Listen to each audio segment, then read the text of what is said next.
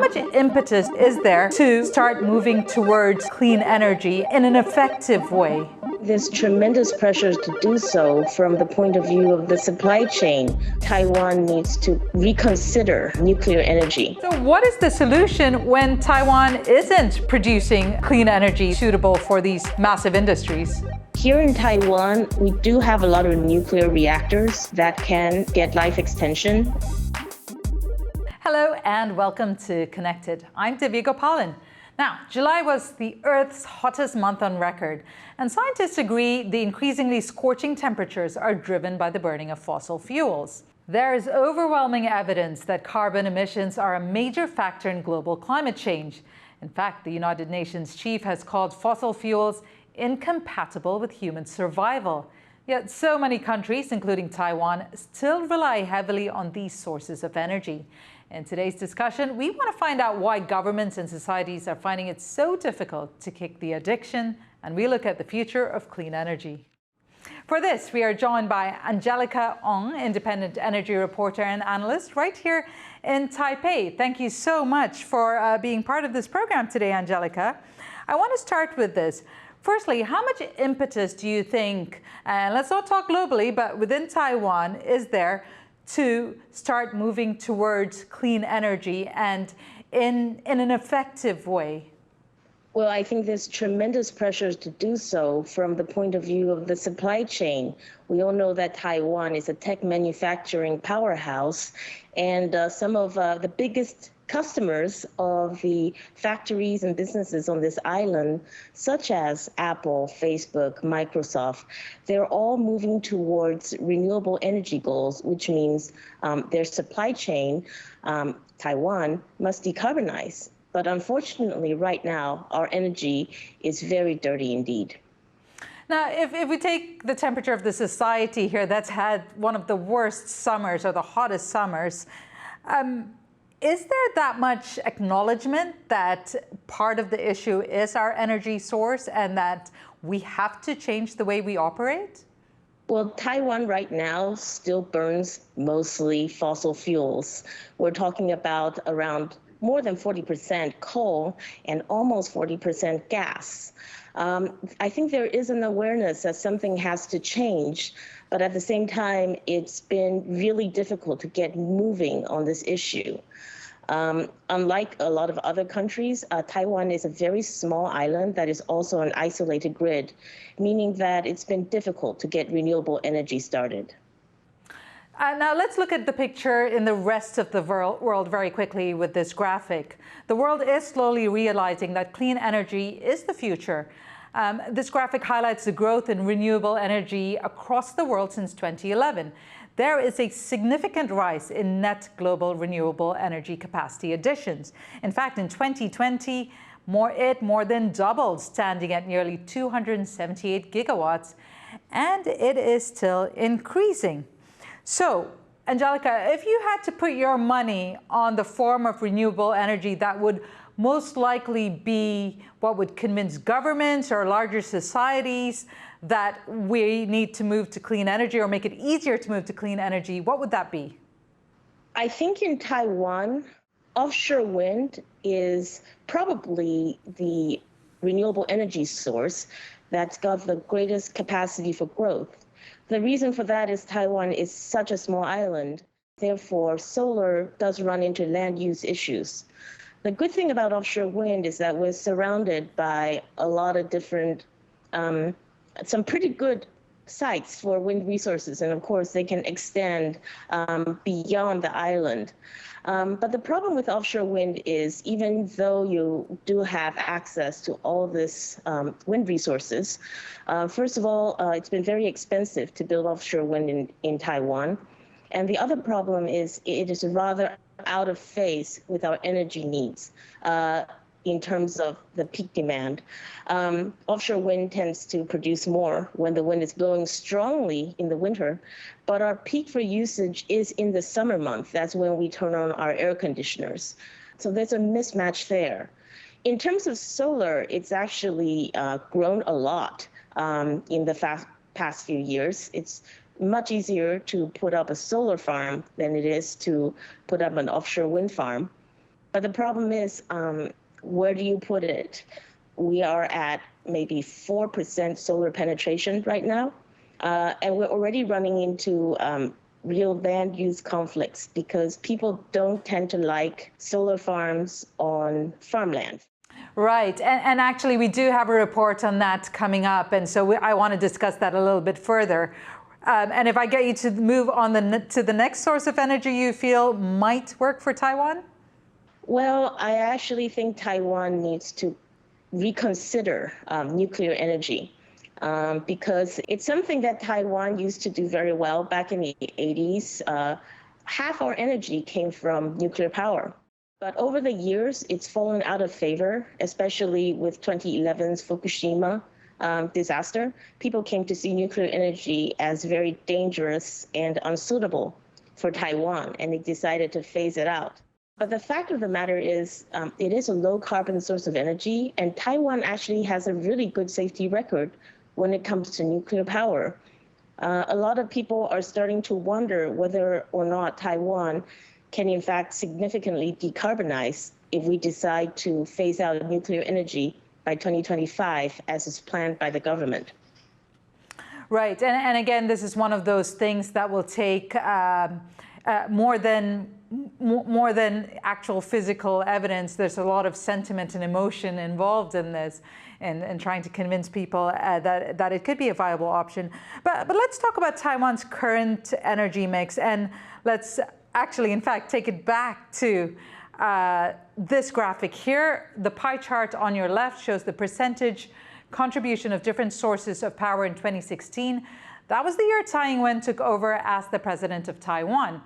And the one on the right is the power mix of Taiwan in 2022.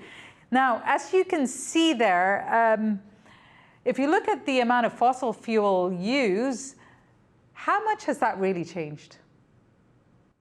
I would say that the change has been absolutely insignificant.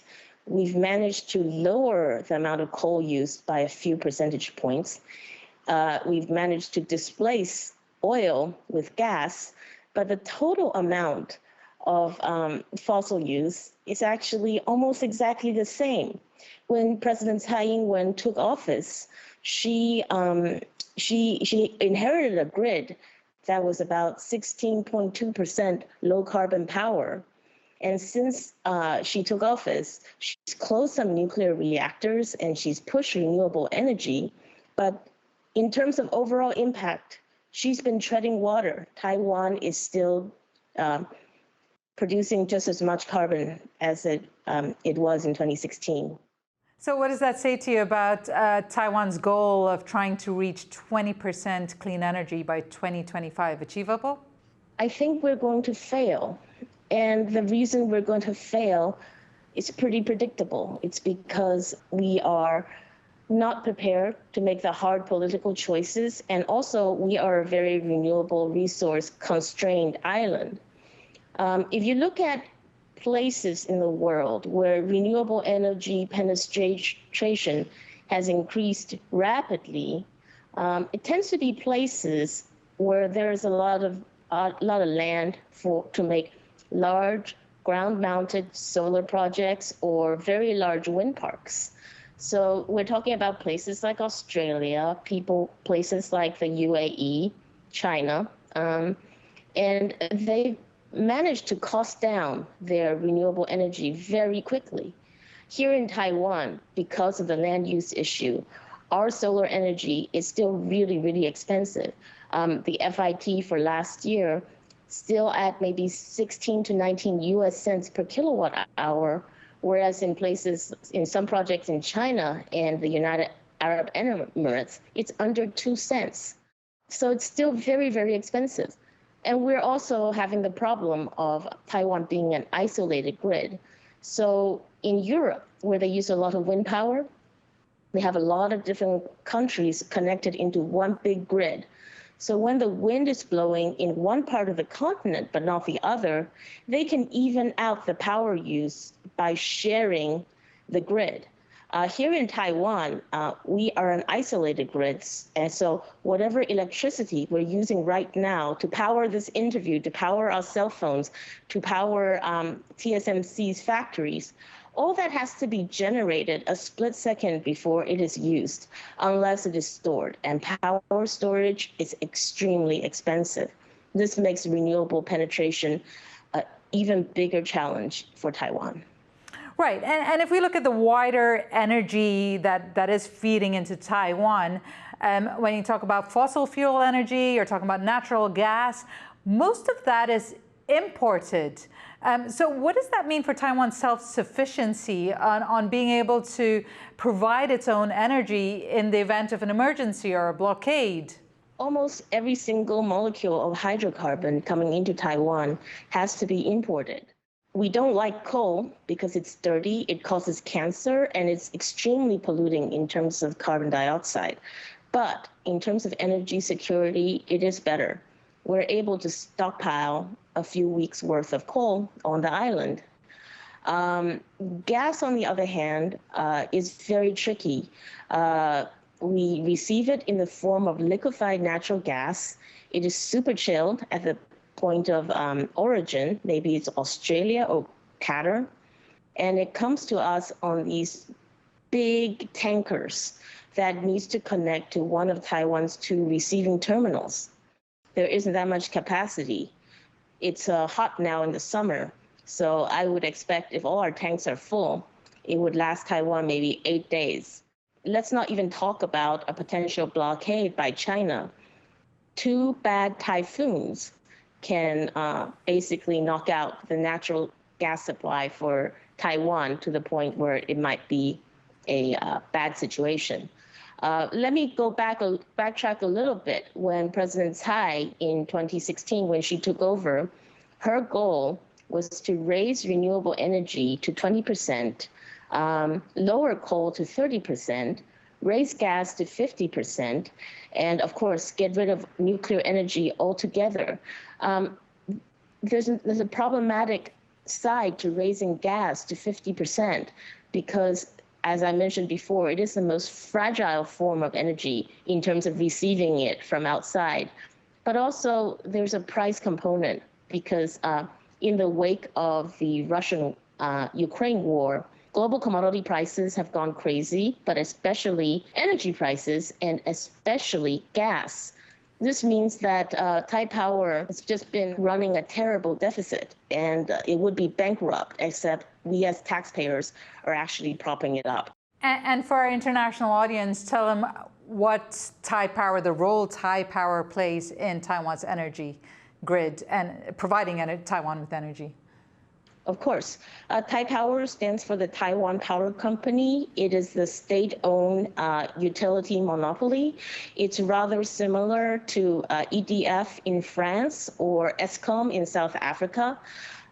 It is basically responsible for our entire power supply. Well, Taiwan is a relatively small and mountainous country, so land-based green energy solutions must often compete for space with agriculture. Some projects, however, aim to do both. In this next video, the Connected team looks at how things can go wrong and one pilot program that wants to do it right.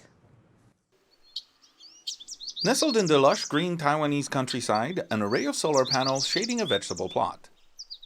This experimental project is a public-private partnership between the government-run Taiwan Sugar Corporation and a local solar energy producer INA. 不望跟南光就是去现场。那至于这30、35跟40%，其实我们真的是为了要做实验。这个出发点可能跟光电业者的出发点会有点不太一样，是我们真的下去种东西，然后在不同的遮蔽率底下，就是什么东西会长得比较好。 But what stands out the most when driving through Taiwan's agricultural heartland is not this, but this. This plot near Taiwan's southern city of Tainan is said to have been abandoned for close to a decade. It's one of many failed projects in the area, the crumbling remains of Taiwan's early push for solar energy. The Taiwanese government has set a goal of generating 20 gigawatt-hours of power from sunlight by 2025. It's part of a wider push for green power and going carbon neutral by 2030. And agri-solar projects, that is using land for farming and solar panels simultaneously, are seen as a step towards that goal. In 2017, the government issued clearer guidelines on the shading percentage and expected yields. But the added costs and disputes on who should be paying to clear or upgrade the plots resulted in over 100 now abandoned sites across Taiwan. According to the new rules, solar panels should only shade 40% of the plot, while the crops must yield at least 70% of regular harvest. This farm is trying out climbing vegetables that can take advantage of the space while seeking out available sunlight. 我们在思考的时候，应该就会考虑到，除了地面型的栽种之外，我们可以用一个立体式的。如果攀爬类的产品里面有，比如说我们现场有种的南瓜跟卜啊，这个都是很适合的作物，甚至未来的那个丝瓜也很适合。 Land is a limited commodity in Taiwan, so the idea of using it to simultaneously grow crops and plant electricity, as locals call it, seems alluring. It could also diversify agricultural incomes. But for some, it's still a tough sell. 30%它的产量一定不会出来啦，它可以生长，但是它量出不来。问题我们台湾农业就有2条线在跑，就是高产量低价格啊。你如果遇到价格又不好，又没有产量，对啊，就是比较没有收入了。 Back at the experimental farm, there is still hope for finding the right balance of yields and incomes. 我个人认为这是未来真的这个也许台湾农业的啦一个农民转型的一个好的一个机会。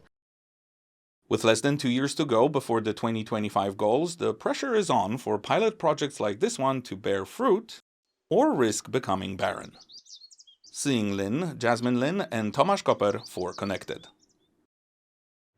Right. Angelica, you kind of briefly touched on it, the whole competition between land for energy and land for agriculture. And you also talked about the issues with solar power, especially here in Taiwan. So what do you make of that report? Is this an initiative that's realistic for Taiwan?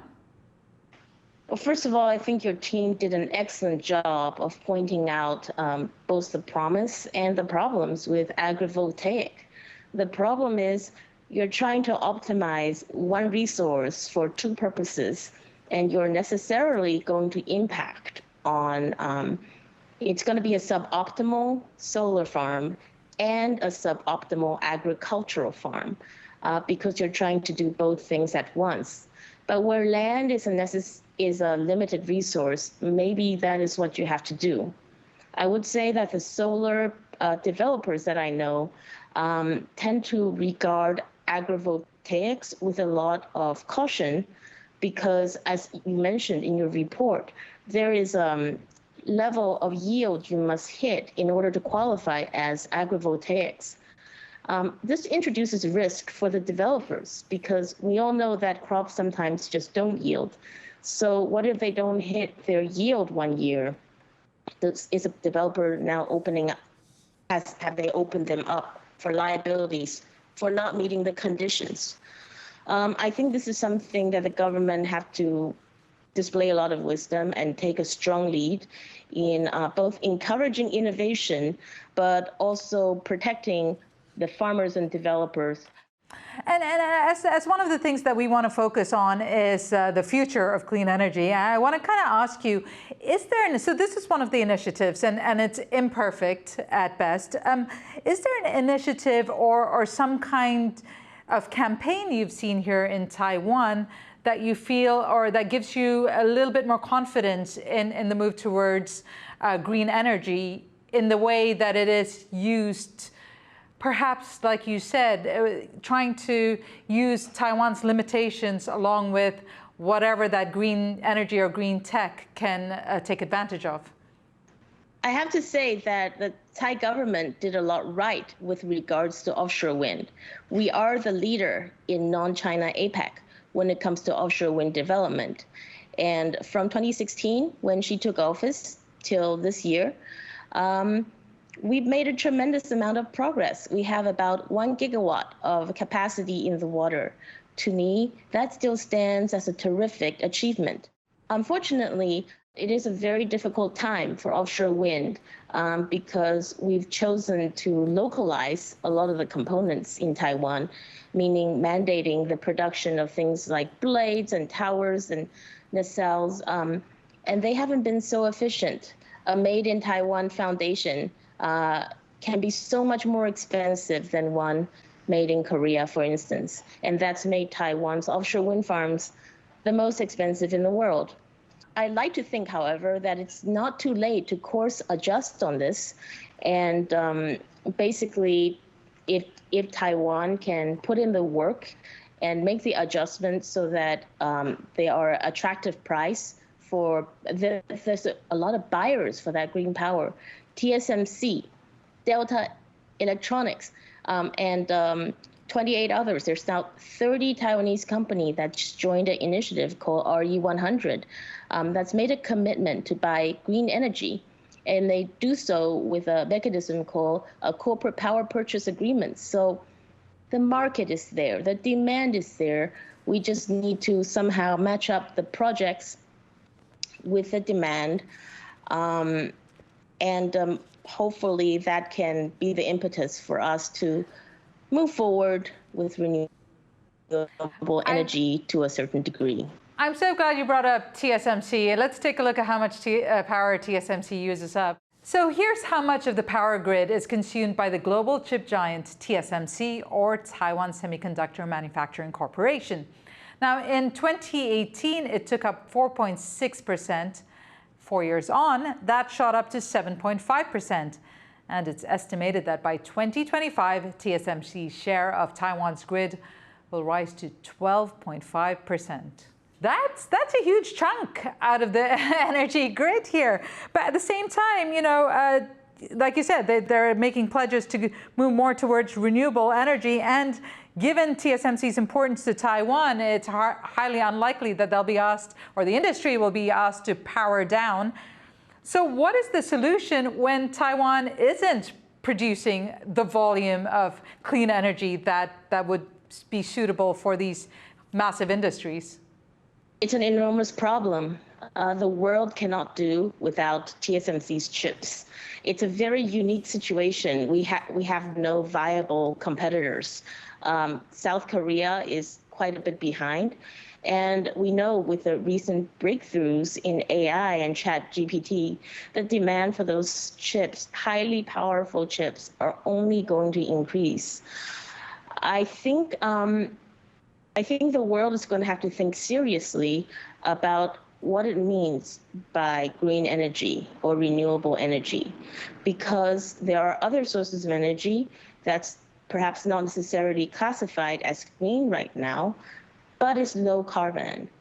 Here in Taiwan, we do have a lot of nuclear reactors that can get life extension, or even in the case of the 4th nuclear power plant at Longmen, they're brand new reactors that simply are not completed yet. If we can complete and give life extension to those reactors, we've created a huge source of low carbon energy that could potentially supply TSMC and more. There are also other potential sources of renewable energy, or low carbon energy, I should say, that is a little bit more experimental. There is some talk of carbon capture, which basically means you still burn the gas, but you capture the carbon dioxide and then you inject it underneath the earth where it cannot escape. That's one possibility. Geothermal is another possible source, although current efforts in Taiwan have been very marginal in terms of actual production. So what would be your final message as far as Taiwan, and perhaps as the rest of the world watches and learns, with regard to thinking towards renewable energy? Like, what is the push that you would give the government in heading that direction? I would like to advise whoever succeeds President Tsai, I would encourage whoever comes in after her, whichever party, it's like you cannot run an energy policy based on wishful thinking. This is what happened with the Tsai administration, and as a result, we've been treading water where no better off. In fact, we're probably worse off in terms of energy security, let alone decarbonization, than when she came into office. This is an advice, in fact, that I would give to policy makers all over the world. Please be realistic.